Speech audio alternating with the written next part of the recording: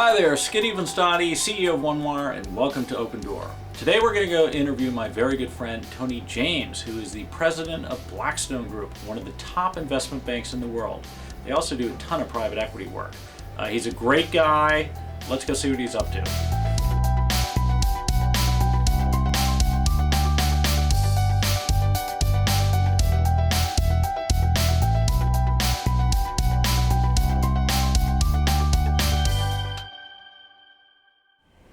I'm here today with my good friend Tony James, the president of Blackstone, one of the most successful investment banks, I will say, globally. Tony, thank you very much for having me over. I also have to thank you because this is the day after Hurricane Sandy, so it's awful nice of you to have me stop by. Well, you had to do the traveling, Skid, so I'm glad you made it. I appreciate it. Listen, I'd love to hear about your business career, but before we get into that, if we could go back to your earlier days, when you were a kid, how you grew up, and then take me through your college years and how you got into banking, that would be great. But I'd love to start with you when you're still riding a bicycle. Okay.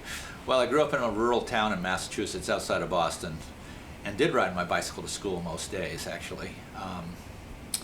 And it was a very simple existence of a country kid spending most of his time in the woods or building tree houses or, that sort of thing. Simple, straightforward, normal kind of existence. My father was a businessman. Ran a consulting firm, and he was a tough guy and worked hard, and I suppose I absorbed some of those values.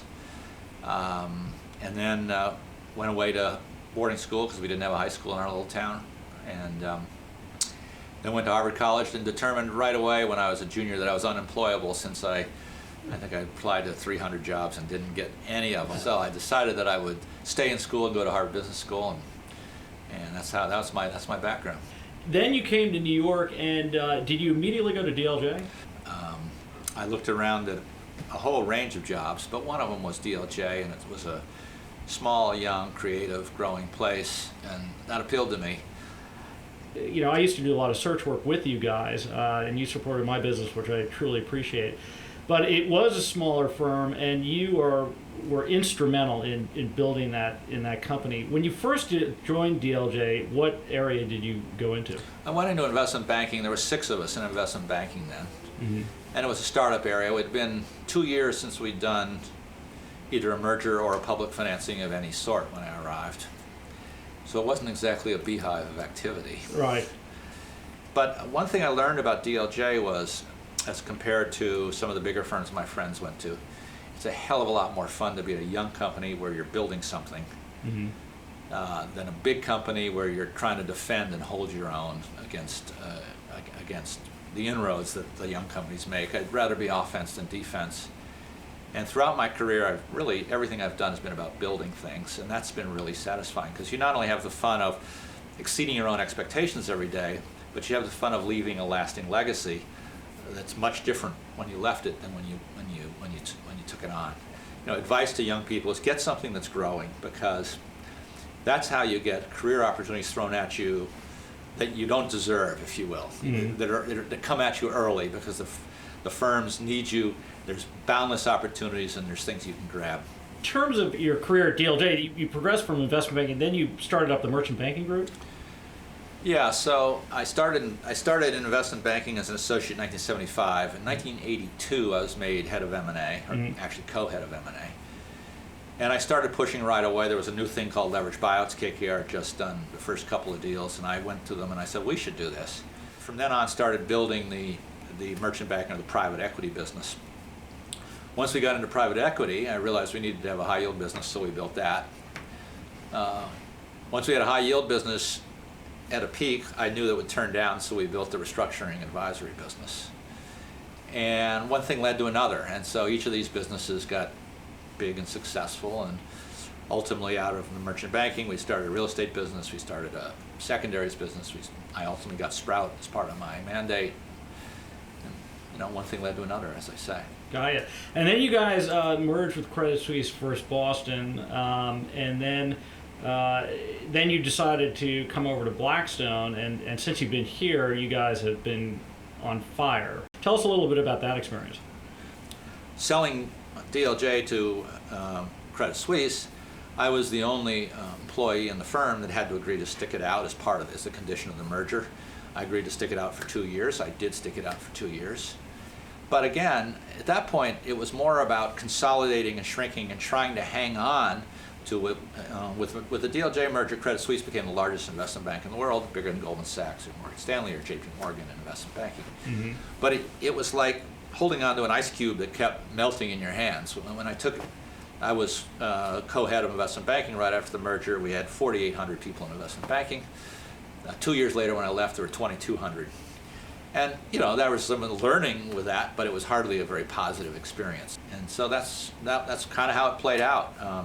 I learned a lot from the DLJ experience. I learned a lot from the Credit Suisse experience, and brought both those things to Blackstone. And we've grown by in the 10 years I've been here, we've grown by a factor of 6. So it's been pretty good. Yeah, I'd say you guys have done incredibly well. Yeah. Tony, when you look to hire somebody, what is it that makes them irresistible that you say, I've got to have that guy working for me? Some things that really resonate with me is passion for the business. If people love what they do and they're always thinking about it and they're creative and they have lots of ideas and they bring lots of positive energy, can-do energy, that's sort of all that positive passion is definitely one of the things.